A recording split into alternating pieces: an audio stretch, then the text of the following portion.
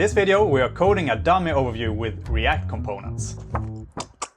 And you are watching Dev Tips with guest hosts David and MPJ. We're going to use the React app we created in the last episode and actually build out all these components that we sketched out in the yet even more previous episode. Okay, MPJ, I'm just gonna start off here. We have the class name app, and then I just want to put out a real header. Yeah, sure. H1, and it has a title.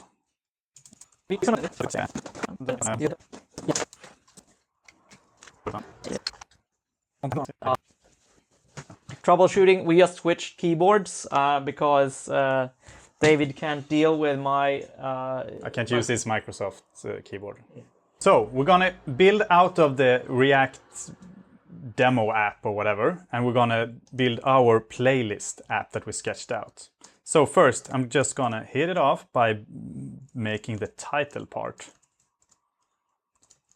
Like cool. that. Yep. And then we're gonna build components, because now we're gonna do these aggregate parts. And because they are repeatable, I would like to just make a component and add a class to them to style. And how would I add a component to this code? All right, so first of all, I think we should make the title a bit more visible. Yeah, and we can remove the other crap. Yeah. So the title, it has some kind of CSS here. It does. App. H1. Okay, this will be hacky. I apologize beforehand. I will just make something.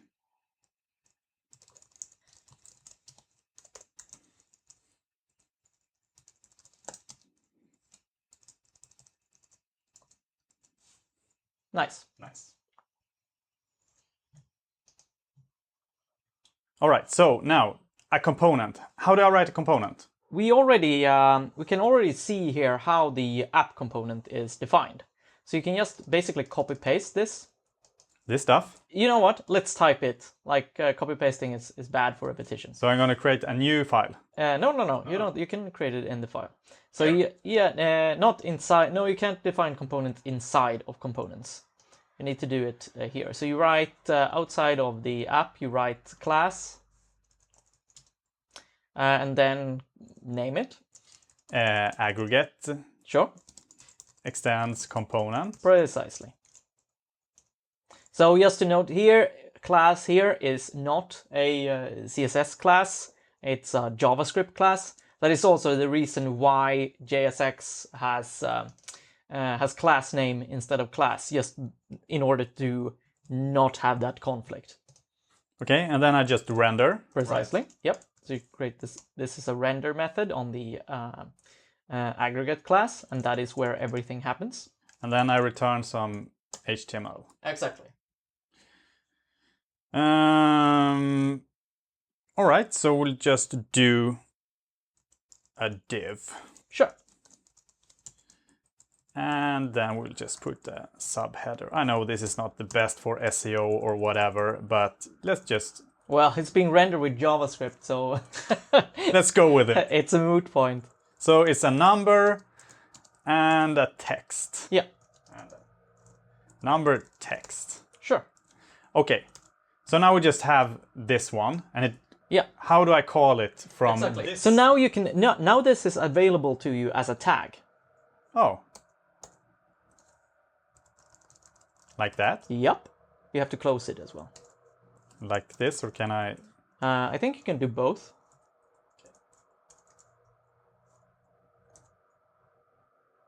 Ta-da! Ta-da! Cool. And I will add 2 of those. Yeah. All right, so you really need to make that white. Can I just add a class name here?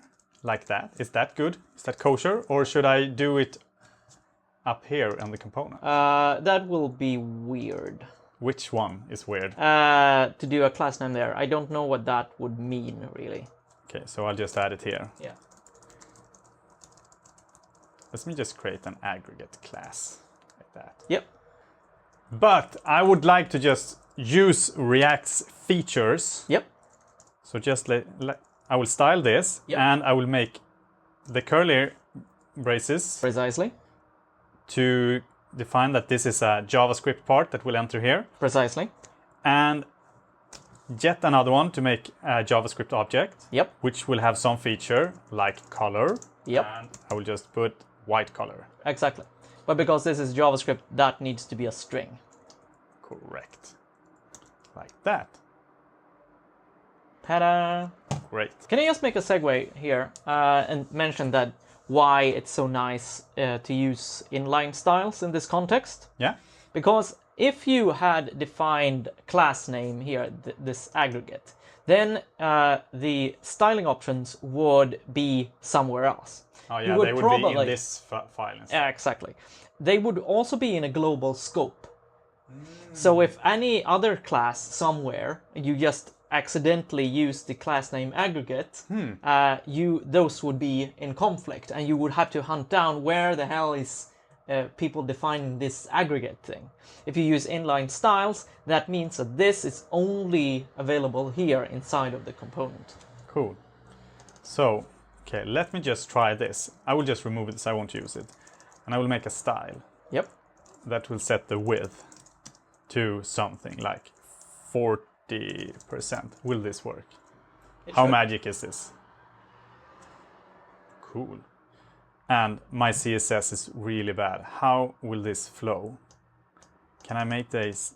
Divs are blocks by default. So you can change it to like inline block. Yeah, this looks just like here. Okay, everything is centered, but this is not the styling episode. I just want to get a feel of it. All right, next up is this, the filter component. So I will just create a class, filter. Can I use that, or is that perfect? Render.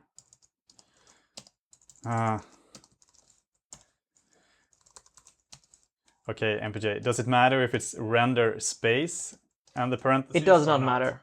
It's just a matter of style, right? Yeah, exactly. It's just personal preference. Like, good practice is to not mix the styles, but meh. So we will gonna have some kind of image.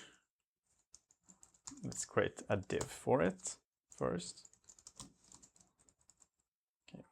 And with this we could speed up div image. And then we're gonna have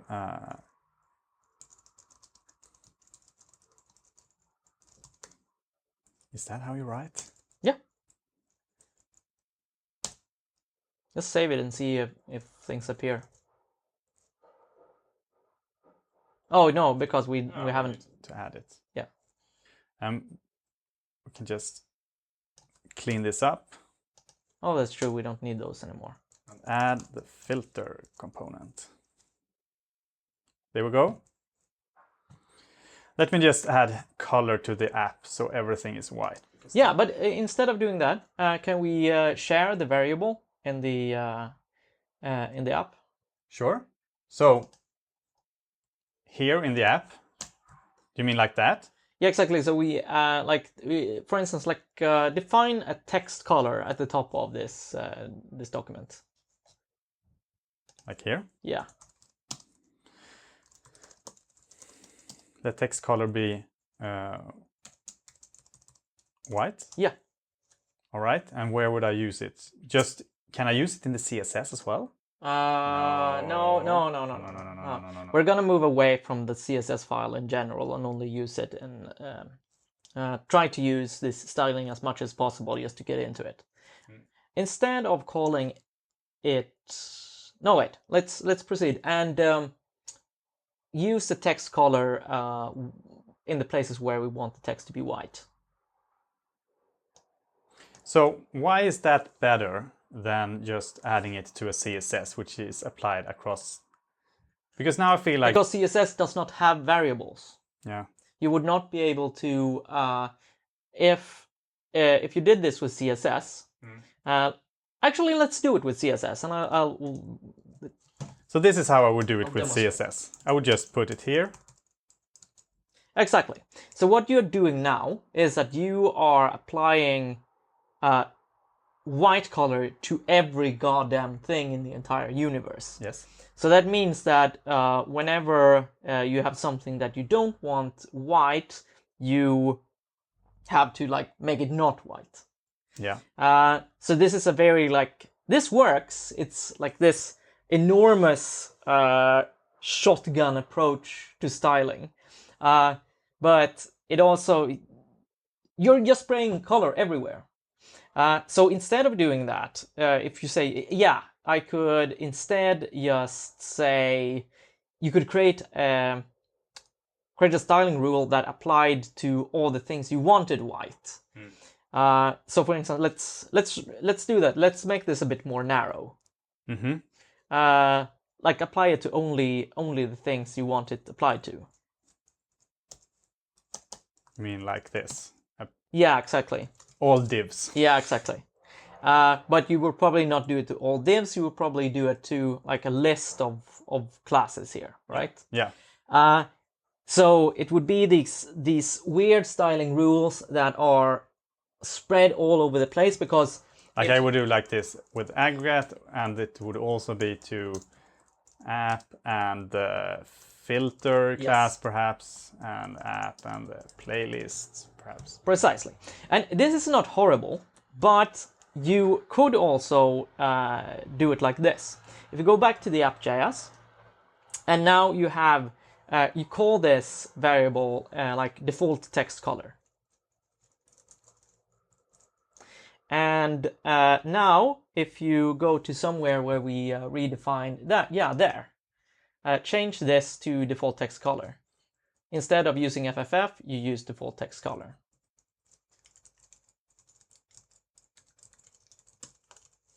Like that? Yeah, exactly.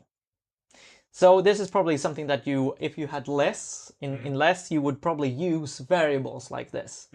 But again, using JavaScript, you don't have to do that. You can just actually use variables. Yeah, okay, so let's go with this, and I would just add it. Do you hate me now? No, that's fine. That's fine. All right, so we have something. It says filter there. That's just because I don't know if we need a button or something. We need a button? Or will this be automatically? I think we should just do this like an autocomplete. Autocomplete. So yeah, let's just remove that. Let's find some kind of image eventually, and hit the next component, which is the playlist component. So if you remember, we're going to have each playlist that we're looking at in this current view based on what we're filtering. Yep. So we'll just add one playlist here and create the playlist component.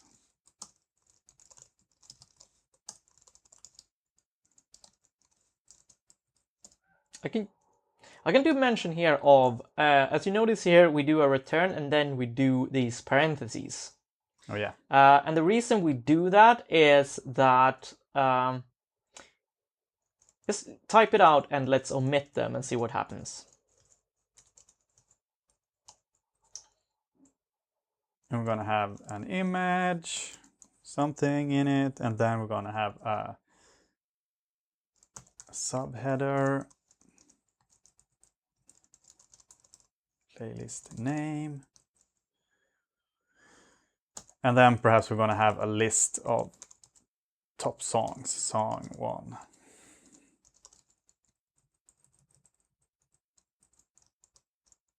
Oh, sorry, I was used to Command B.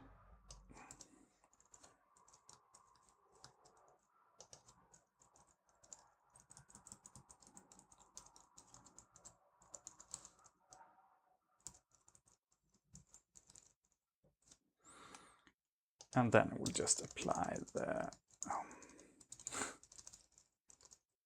default text color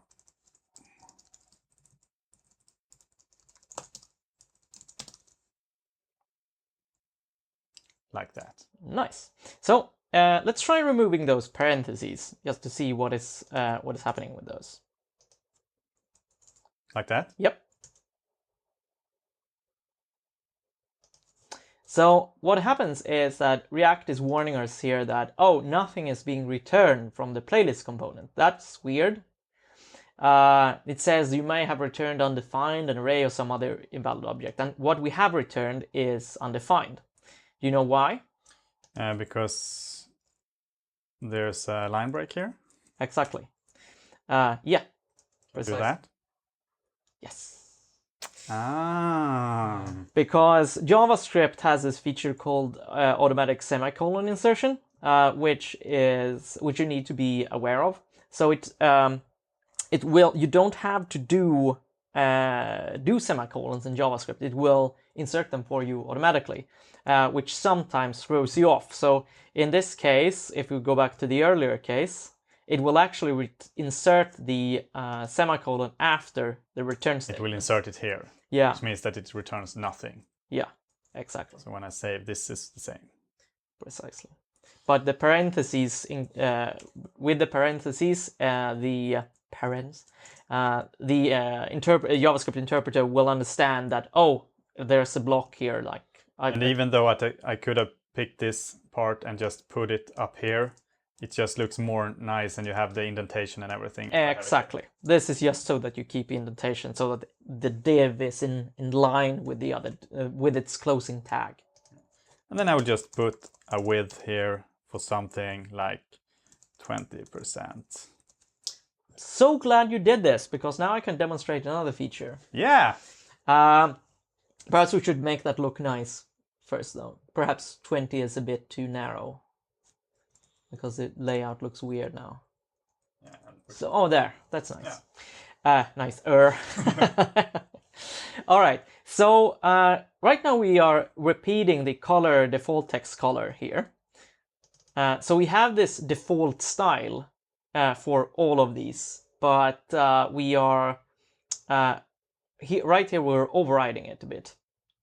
So I would like to create instead of having just a default text color, I would like to create a default style here. Mm-hmm. So a style object, and we're gonna extend and override that object. Okay. So here I would just create a style object instead. Exactly.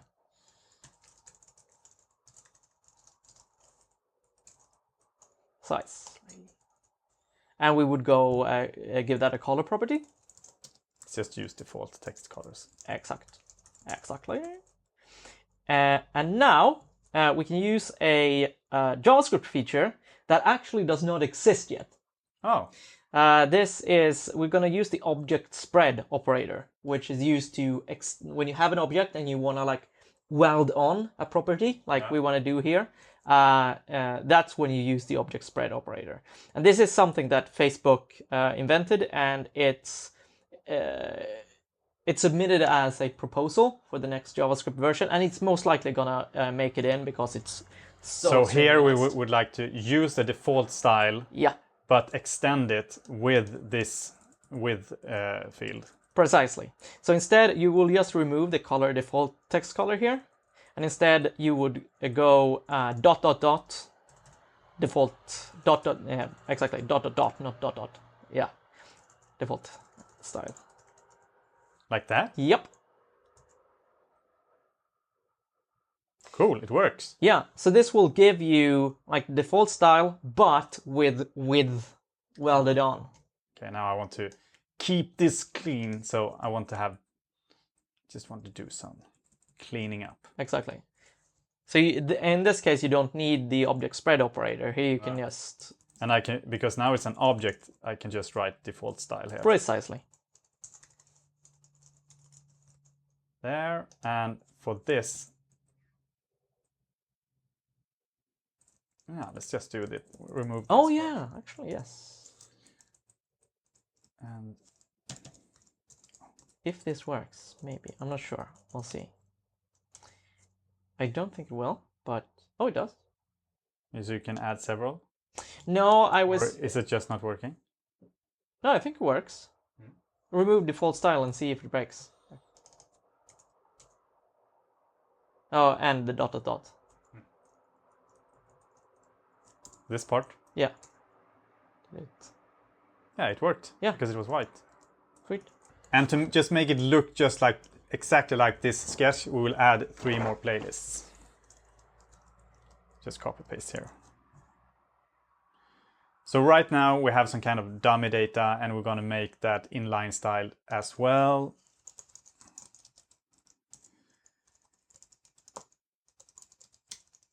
Am I writing correct? Inline block, of course.